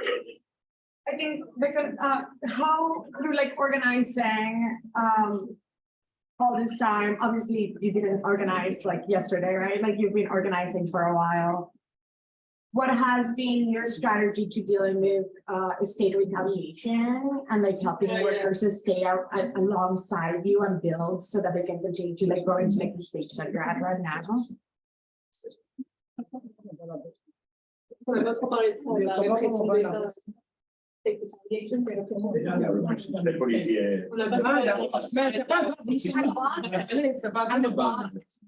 Yeah, we haven't, thank you for the question because we forgot this aspect, which is important. Bon, déjà, comme on voit la gauche américaine, moi je suis la gauche américaine, pour moi, doit travailler encore plus. Parce que accepter de dire aux gens qui travaillent difficilement à 67 ans et que la gauche ne dit rien que les gens travaillent à 67 ans, et si on laisse, la gauche laisse encore 70 ans, c'est que la gauche n'a pas travaillé. Donc la gauche doit encore travailler. So how I see the American left right now is that it has to do more work because when I see that people are working until 67 and we will ask them to work until 70, when lots of people do damaging works, we cannot go, I mean, you have to say more because it's not acceptable. Parce que j'attends que les syndicats qui sont devant, on les met en prison. Ils luttent, on les met en prison. Donc, je pense que s'il y a des millions de personnes dans la rue, ils ne vont pas mettre de personnes, ils vont pas pouvoir les mettre en prison. Because we met a lot of activists and unionists. We talked about the repression and even sometimes that they are sent to prison. And I mean, every time this kind of thing happens, you should have millions of people on the streets.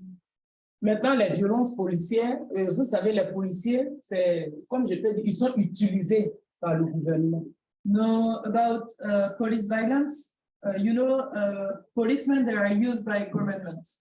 Parce qu'eux-mêmes, ils doivent travailler 2 années de plus. Ils ne sont pas d'accord, mais ils n'ont pas le choix. Because they also have to work 2 more years. They are not, they don't disagree with that, but they don't have any choice. Donc voilà, ils sont comme des robots, quand on leur dit ça, et quand on leur dit de faire ça, ils font ça. So they are just like robots.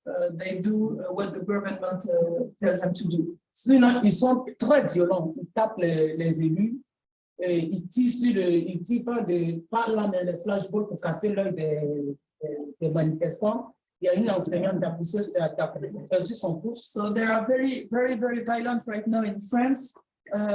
They attack everybody. For instance, recently they attacked a colleague of them who is a representative of Congress.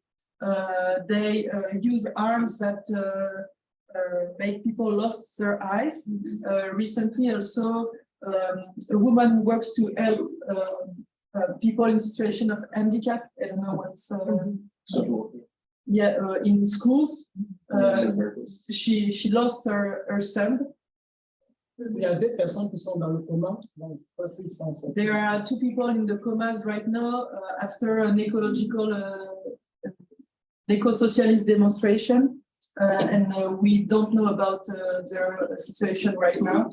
Donc, la violence policière, c'est très, très, très difficile. Mais bon, on sait que c'est difficile, mais quand même, on se tient devant eux pour continuer la lutte. So police violence is very difficult right now, and we know it will continue to be difficult, but our choice is to stay, to stand up, and to continue the fight. What we did, for instance, is when the government started, well, they had started during the Gilets jaunes movement, you know, using rubber balls, sticks, batons, and well, we counted many blinded people who lost their eye, physically, who got mutilated. So it's physical violence, but they call it legitimate violence because it is state violence, which is, well, yeah, we fight that a lot. So, well, I know the US have a history with police violence. It is quite new for us, and it's really shocking, and it's meant to intimidate, and scare people so that people won't demonstrate any longer in the streets, obviously. So what they did is particularly target young people because easier to scare, you know. So we organized police stations tours because when I said we have to be everywhere, well, this is an example. You threaten our youngest, we will be there to threaten you. And so we organized, so there are 75 MPs of La France Insoumise and 150 La NUPES. But that was especially led by La France Insoumise. We toured around police stations. This is one of our rights. So when we were there, I told you about the official stash. We are allowed to visit places called places of liberty deprivation. And this is one of our rights. So we extensively use it. and we make it public. We make videos, we speak to everyone on our social media. We talk about it because these young people have families who are outraged at the way their kids are treated by the state. So our role is to spread it, and that's what we do. And that's it. I would just say that this point that the police repression hasn't just started with the pension protests, but that Macron has escalated the police violence so enormously throughout his administration. And the Minister of Interior now, a guy named Darmanin, sorry. No, my pronunciation is struggling. Who tried to outflank when he would basically last year he tried to outflank, I would say, the far right on immigration, right? I mean, he really has tried to claim this space, really racist, anti-immigrant space, and also has pushed for this escalation of police violence, justifying any level of violence, basically whatsoever. And it's so funny when you read about the Macron government in the New York Times or the American media, and they act like it's this sort of liberal in the American sense, the defenders of civil liberties against the far right. And that's not true at all. I mean, that is not what has happened, over the last few years. So it's not a new thing that has just started. It's been escalating over the last few years. Yeah, and I'll just say it, and then I'll take some more questions here in the back. Our socialist electeds here in New York did a very similar thing of like public prison visits a couple weeks ago to Rikers Island, which is kind of our most infamous. Many people die there every year, and try to raise the profile and awareness of the violence that happens to people there. So it is, I think, a common tactic for raising the profile, raising awareness, and being more militant around what happens to people. I saw over there with the striker. Yeah, you. Yeah. I was wondering, so like Macron has basically one argument which is like economic and it's not self-sufficient, but like is that really true? Like I don't really totally believe that that's true. Like to what extent is that like the problem is that you can't pay for it anymore? Like, well, how would you say that to someone that like we still can pay for things, or what would the solution to that be? It's a great question. I'll take one more. This next one there. Yeah, sort of related to that and a broader question. So Macron's not running at the next presidential election. Was wondering how you guys feel. Are you optimistic that the left could beat the opposition and we have a socialist president in France? And Natalie, I've read that you used to teach Shakespeare or English in general. Maybe a fun one to go at, yeah. What Shakespearean character?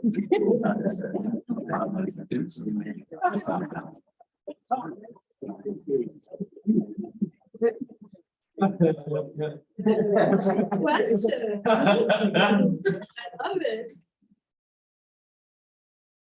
Je crois que merci pour ta question déjà. Thank you for your question. Il y a l'argent dans le pays. There are a lot of money in the country. Il y a beaucoup d'argent.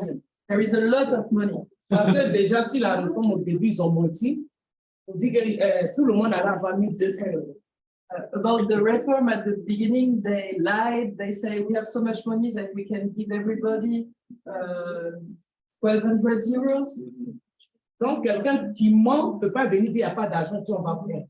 So somebody who lies like that cannot come and say there is no money, and then we will believe it.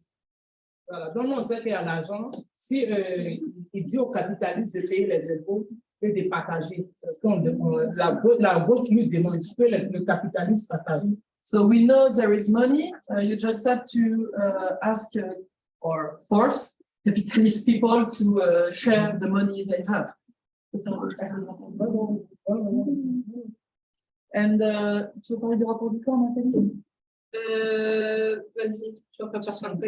There is also an organism in France, a very, very institutional organism, who calculated that, in fact, Macron said the pension system, is in deficit. Yeah. Okay, but all the scientists shows that it's not true. It's not true. There is enough money in the pension system. So it's not even a matter of saying capitalist has money. We have to say it for a lot of other matters. But in this case, even the institution says, no, it's not true. The system is not in deficit. There is enough money to make it continue. So, yeah. Donc, il y a beaucoup d'argent. Ne vous inquiétez pas. C'est pas que ça va sortir. So don't you worry, there is a lot of money. We will fight and it will come out. Yeah, well, every pension reform has always been Everyone, always. everywhere. It's really not original. The first reason which comes is We need money, we need to respend the pension system. It's always the same. It's really, well, liberals are really not original at all. So Macron came up with the same reason. That was the first lie which we opposed, and well, they were quite in a difficult position to continue using this particular argument. Because in France we have a very clearly determined way of funding the pension system with contributions directly taken from the wages. And we revealed that even with previous pension reforms, it was still possible to fund the pension system with these contributions. But since we are, how can we say, Democrats and we like to debate, we said, okay, let's imagine it is true, we need to find more money. Where could we find it? So, in the thousands of amendments we proposed to raise the richest contributions, we proposed to tax the petrol companies, we proposed to pay women equally as men, which would raise contributions, and so on and so forth. And we even demonstrated that by reducing working time in the week, it would offer more jobs for everyone, and then more contributions to fund the pension system. Well, it was our program for the presidential campaign, so we just took all the arguments again and said, well, we're still all right, you know, and you're still wrong. And so, yeah, so there is no deficit, there is no need to balance the system. There is money, you just need to find it in the right people's pockets. And yeah, well, we keep on saying that Macron's MPs are the great friends and defenders of the rich. We tend to outrage them a little bit, but it is true, actually, when you suppress the high fortunes contribution, it is just to help the richest in the country. So this is what we keep on saying. What will happen in the next presidential elections? Nobody knows. We don't even know. Maybe in 3 days or in 3 weeks or in 3 months, there will be a dissolution of the assembly and we will be in campaign again. So we don't know. Well, we are in a very unstable situation, and we try to, well, make the best out of it. And we push for other legislative elections, and because we think it would push Macron out, maybe, hopefully. Okay, which Shakespearean character Macron could be? Well, I've got two who come to my mind. First, maybe because of the sort of folly for power in which Macron is, I think of Macbeth, especially because Macbeth is also pushed by his wife, and we know, for instance, as regards educational politics, it is now public that Brigitte Macron has played a role, so maybe there is a similarity, but I don't like to make politics too psychological, but that was the funny part of it. And because, yes, of the craziness around power, which now Macron has reached, I mean, he's beyond reason now, because anyone with a stable mind would stop doing that. He doesn't. So this is, well, the sort of folly he is in. But maybe with the, well, he has led an ongoing fight against the people. So obviously there is another tyrant which comes to mind, a Shakespearean tyrant, Richard III, who is a diehard, a hardliner. I don't know how you would call him. Plus, I was looking for the first lines of Richard III, which are, now is the winter of our discontent, make glorious summer by this son of York. So, you know, winter of our discontent. We are in a winter of discontent at the moment. And well, Macron has not used the sun, but he compares himself with Jupiter. So it's another, well, let's say, galactic comparison. But yeah, well, that's what came to my mind. That's up to discussion. Let's take a few more questions. I see Eric over there, and then Gerard. Yeah, Eric. Hi, could you please speak to the social safety net that's in place in France and how that might provide security to striking workers and protesters? I'm thinking in particular, France has universal healthcare. We do not. I think unions here might use their benefits contracts as like an incentive to join the union. If we had guaranteed healthcare, unions might be able to be more militant, right? Be out on the streets setting shit on fire, which I think is like the real next step for us. But like, basically what's in place in France that like provides security in order to like be so militant, right? Because we probably don't have that here. I see. Yeah, actually, my question was pretty similar. A big issue that we're facing in New York is the problem of housing affordability. Just so you know, like half of renters in New York are now paying over 50% of their income on rent. And last year, rents increased by an average of 30%. My landlord tried to increase my rent by 20% last year, which is totally legal here. And I think in France, there's a nationwide like rent control sort of system in place. I was wondering if you might talk a little about that, like what kind of regulations exist? How do they kind of function, I guess? And where could they improve maybe? Then I think we'll take one more couple questions and then we might have to close, but I'll give it to you guys.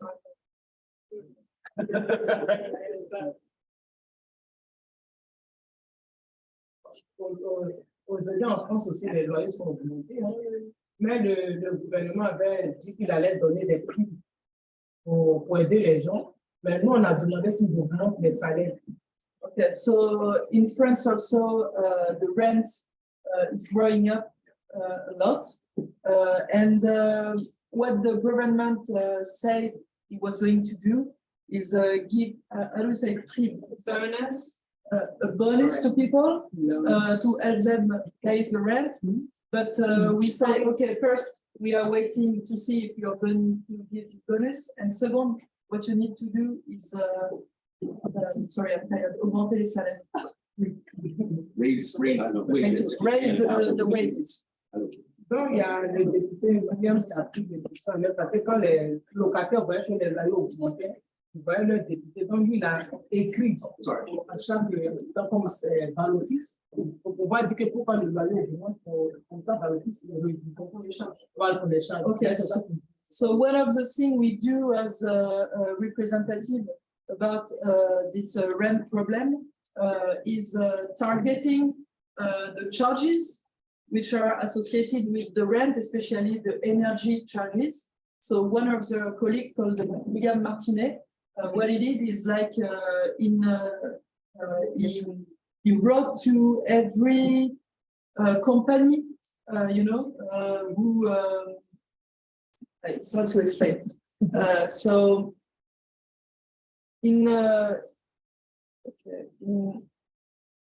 when you live in housing, social housing, it's certain companies. So he targeted these companies and asked to lower the charges, and he had some victories. Okay, so that's something that we try to do because we today we don't have powers on the rent because it's a private thing, but we can target social housing and especially charges. So we have some victories this last few months about reducing charging in social housing.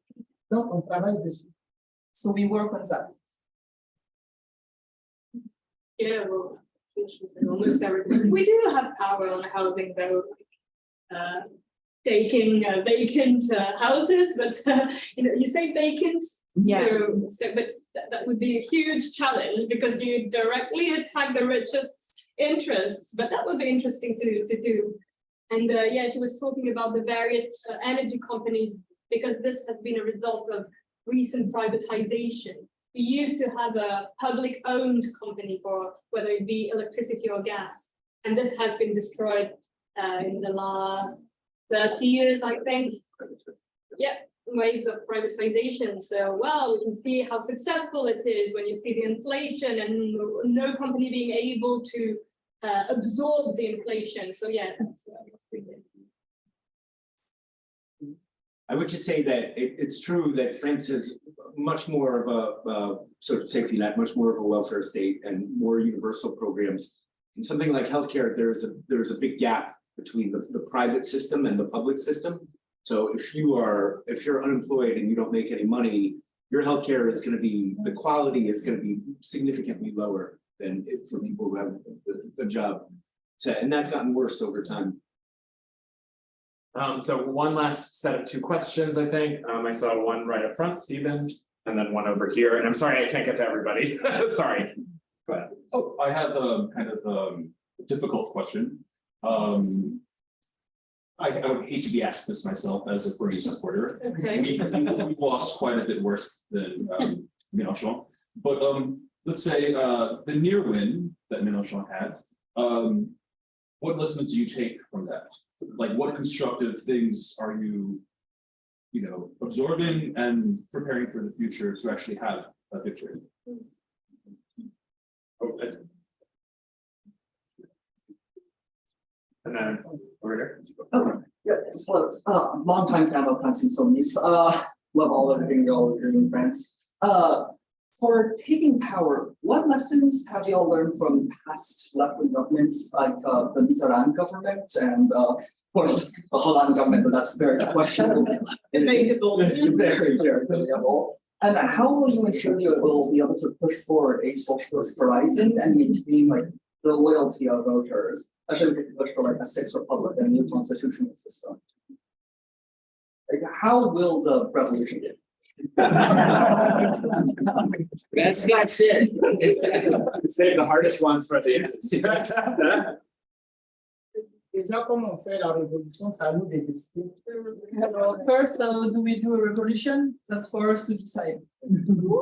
Ça nous de décider de parler, c'est pour ça qu'il faut qu'il y ait le lien, la relation entre nous, pour qu'on puisse faire la révolution. So we have to speak about that together. That's what we have to keep the link between us when we live, because it's not only our matter or your matter, it's our common matter. Maintenant, pour que, si jamais, on ne sait pas comme les élections sont bonnes, on ne sait pas quel candidat, si le Mélenchon sera candidat ou pas. So the elections are pretty far away right now, so we don't even know who is going to be the candidate for la France Insoumise, Mélenchon or not, we don't know. Si c'est Jean-Luc Mélenchon, mais on va faire le travail qu'on a fait pendant les législatives. Et puis, déjà, la bouche, on s'est mise ensemble. Il faut qu'on essaie de travailler pour que ça reste ensemble, pour qu'on prenne le pouvoir. So 2 things. First, we have to continue the good work we did during the legislative election. And second thing, we have to keep the union of the left that we start during the legislative election and which is not guaranteed today to continue. Donc, je pense qu'avec la NUPES à la présidentielle, la bouche risque de gagner. So I think that if we succeed in presenting a candidate of the NUPES, we can definitely win. C'est pour ça que déjà les médias ont commencé à mettre l'extrême droite devant. That's why the media nowadays have already started in putting the far right at the front and center of the debate. Faut déjà mettre dans la tête des gens que Marine Le Pen, elle est déjà devant Macron, va prendre le pouvoir. To put in the head of people that Marine Le Pen has already won, that she's almost already in power. Mais nous, ça ne nous fait pas peur parce qu'on sait que Marine Le Pen ne prendra jamais le pouvoir. But we are not afraid about that because we know she will never take power. Parce qu'on va travailler dur. Because we will work hard. Yeah, I agree.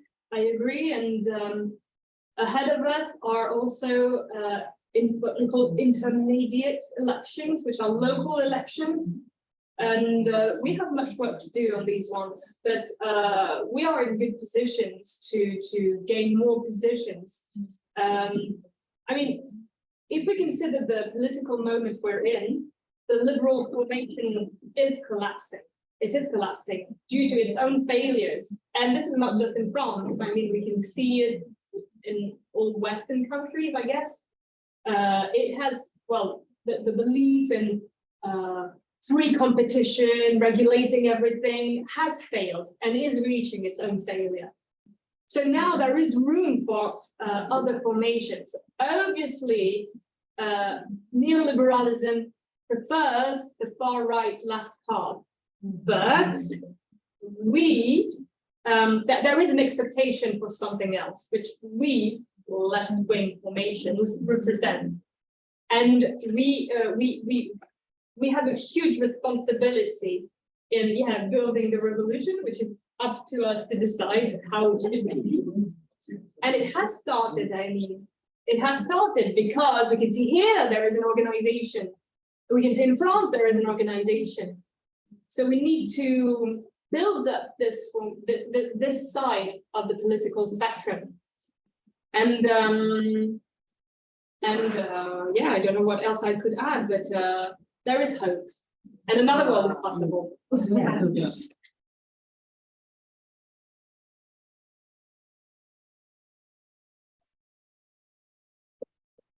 So I think we'll close there, the exact right note to close on, and just with an agreement on an offer of friendship and of continuing collaboration. You know, it's common work we're doing across borders, and it's such a pleasure. And let's please give another round of applause.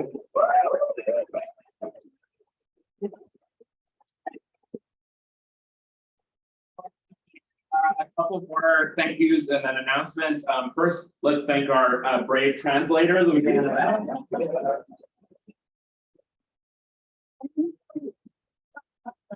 I also want to thank just some of the people who helped plan the event. The events don't come out of nowhere. So our cameraman Jesse, Carrington in the back, Steve here. Then finally, we have just a couple of last announcements about DSA. I'll just put up the slide real fast. Political education may come cheap because we're sitting in our office, but it doesn't come free. If you're willing to chip in a little bit so we can keep doing events like this and make big, you know, knowledge experiences like we did today, please just Venmo our treasurer, Carrington Morris, in the back with, you know, $5 or something. That'd be great. Coming up, we have a May Day block party. Oh, and we're going to pass around a bike helmet. If you have cash. So that's Venmo. Oh, that's cash. Can I finish these now? So then, great. Our last, we have a block party coming up on May Day. We're not maybe going to take over the streets of New York City entirely in the way that possibly will happen in France, but we are taking over this street right outside in front here, and who knows what else. So on Sunday, April the 30th, come out to that. On Tuesday, we have another political education event in this office on the Popular Front and the New Deal, which is part of our Socialist of America series. Please come out on that. And if you're not a member, please join. You know, our comrades talked about the importance of building organization. And it really is fundamental that we all join together and keep building institutions of the left. So please, if you're not a member, join. If you are a member, raise your dues. We have to build things to last the test of time and to keep on the struggle going. Now I'll hand it to Nathalie for the last quick ones. Okay, so tomorrow in France, it will be 1 year since Emmanuel Macron was elected. So what we did is we called everyone to meet in front of town halls with their hands, obviously, and make a lot of noise to celebrate in our own way his election. We would be really proud to send images from the US of us making a lot of noise to be able to say that we expected the protest. We do that.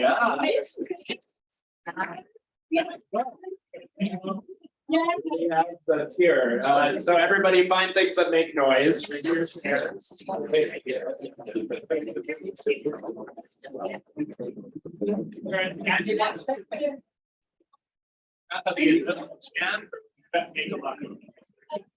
a chance?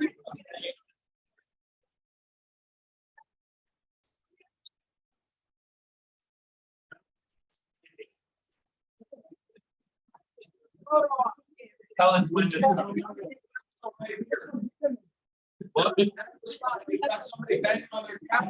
Oh, yeah.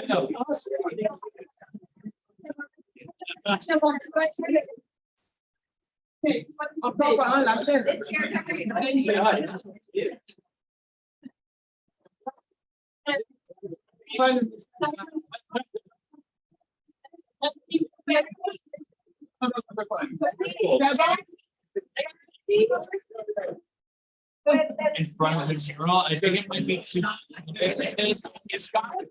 So she's back on her hands up and down in front of the mural.